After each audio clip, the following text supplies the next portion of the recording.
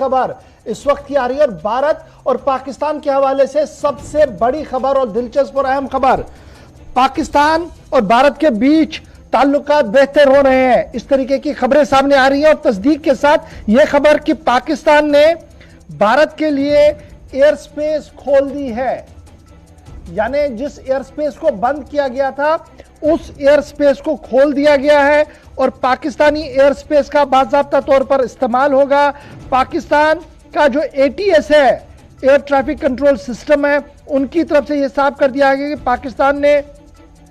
भारत के सभी civil traffic के लिए एयर स्पेस खोल दी है और यह फैसला रात देर के कम्युनिकेट किया गया था। आपको याद होगा इससे पहले श्रीनगर से परवाज उठी थी, उस वक्त भी यह सवाल था कि क्या पाकिस्तान ने अलाउ किया है या पाकिस्तान अलाउ करेगा, क्योंकि उमर अब्दुल्ला ने सवाल उठाए थे और उस सवाल का जवाब अब कहीं ना कहीं पाकिस्तान से सामने आ रहा है कि पाकिस्तान ने जो एयर स्पेस क्लोज की थी, आपको याद होगा कि पुलवामा हमले के बाद सूरत हाल कशीदा हुई थी, उसके बाद जो सूरत हाल बनी है 5 अगस्त के बाद भी, तो लगातार एयर स्पेस बंद थी और एक बार वजीर आज़म ने जाना था, एयर स्पेस को इस्तेमाल होने नहीं दिया गया। लेकिन अब खबर यह है कि पाकिस्तान ने यकतरफा तौर पर ATC को यह ऑर्डर दे दिया है, एयर ट्रैफिक कंट्रोल पाकिस्तान को यह ऑर्डर दे दिया है कि पैसेंजर फ्लाइट्स, कार्गो फ्लाइट जो है, उन्हें एयर स्पेस जो डेजिग्नेटेड पहले ही चार्ट के अंदर है उन्हें अलाउ किया जाए। और यही वजह है कि श्रीनगर से जो परवाज उठ रही है उस पर अब पाबंदी नहीं होगी, वो दुबई जाएगी, लेकिन पाकिस्तान की एयर स्पेस को इस्तेमाल करते हुए वह आगे जाएगी। जब यह खबर आपके सामने रख रहे हैं तो पाकिस्तान के अंदर सियासत इस पूरे मामले पर काफी ज्यादा तेज है और अब्दुल बासित फॉर्मर एम्बेसडर जो रह चुके हैं और काफी सीनियर तज्जिया निगार है, वो क्या कुछ इस पूरे मामले पर कह रहे हैं और किस तरीके से पॉलिसी पर रिएक्ट कर रहे हैं, फटाफट से जरा उसको प्ले करें। अब मुझे नहीं मालूम कि ये प्रेशर UAE की तरफ से आया, वहाँ से बिल्ड हुआ, या हमें डायरेक्ट, ऑब्वियसली भारत ने चूँकि लाइन है तो उन्होंने भी रिक्वेस्ट हमें की होगी, और अब प्रेशर कहाँ से बिल्ड हुआ इसके बारे में कुछ कहा नहीं जा सकता। लेकिन आप सबको याद होगा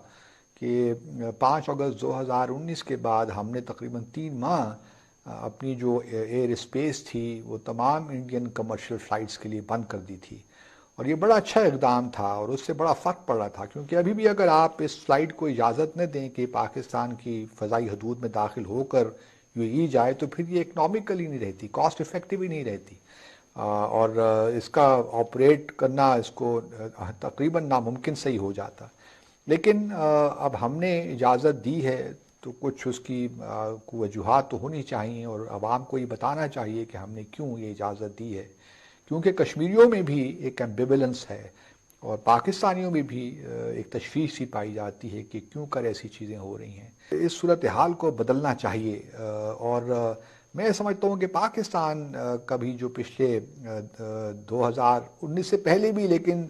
जो हमारी सफारतकारी में एग्रेशन नहीं है बदकिस्मती के साथ कश्मीर को लेकर, उससे भी बहुत बड़ा नुकसान हो रहा है। हमें कुछ अब संजीदा होकर सोचना चाहिए था। जो इस मुकदमे के बारे में जानते हैं, इस तनाज़े के बारे में जानते हैं, उनसे कुछ मशवरा कर लें। यार, हुकूमत पाकिस्तान क्यों इतनी अपोलोजेटिक होकर बैठ गई है? मुझे तो समझ नहीं आता कि ये क्या हो रहा है, ये क्यों ऐसा हो रहा है, क्या वजूहात हैं। आवाम का ये हक़ है, पाकिस्तानियों का और कश्मीरियों का, कि वो जानना चाहते हैं कि क्या पॉलिसी है आपकी। सिर्फ बातें तो आप बहुत बड़ी बड़ी करते हैं, अक़वाम मुत्तहिदा में जाके बड़ी ज़ोरदार तकरीरें भी कराते हैं, लेकिन जो आपके एक्शंस हैं उससे तो हमें महसूस नहीं होता कि कश्मीर के बारे में आप कोई संजीदा हैं इसको, तनाज़े को हल करवाने में। तो खुदारा, और कश्मीरी बड़े बेचैन हैं, कश्मीरियों को भी इस बात की कोई खुशी नहीं हो रही, वो भी बड़े परेशान हैं इस सारे मामले से। लेकिन भारत, अब शारजा श्रीनगर के दरमियान फ़्लाइट ऑपरेशन शुरू हो गया, अब कुछ और एयरलाइंस भी शामिल हो जाएंगी और पाकिस्तान की जो एयर स्पेस है वो इस्तेमाल होती रहेगी। अल्लाह अपना करम करे। चलिए, अब्दुल बासित साहब के तासुरात کہ جو سری نگر سے ایئر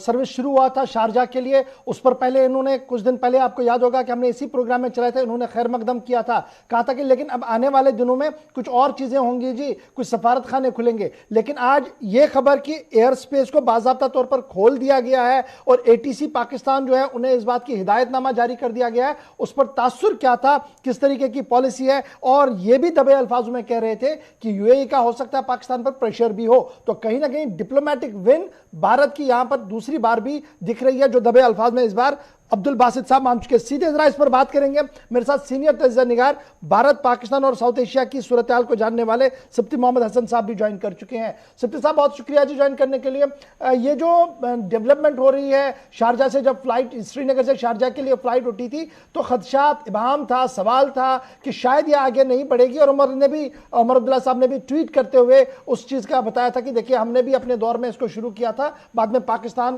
اڑیل رویے پہ رہا، نہیں چل پایا. لیکن آج اچانک جو ڈیولپمنٹ ہوئی ہے، جو confirmation A T S Pakistan نے کی ہے، اور ابھی میں دیکھ رہا ہوں کہ پاکستان کے ذرائع ابلاغ نے اب اس کو بڑے بینر کے ساتھ اس خبر کو بریک کرنا شروع کر دیا ہے. یہ بڑی ڈیولپمنٹ جو ہو رہی ہے، آپ اس پر تجزیہ کیسے کرتے ہیں؟ اور جس طریقے سے عبدالباسط صاحب کہہ رہے تھے کہ جناب سمجھ نہیں آ رہا ہے کہ کیا کچھ ہو رہا ہے، اور ایکشن اور ورڈز میں فرق پاکستان کے اندر صاف دکھ رہا ہے، اسے آپ کیسے دیکھ رہے ہیں؟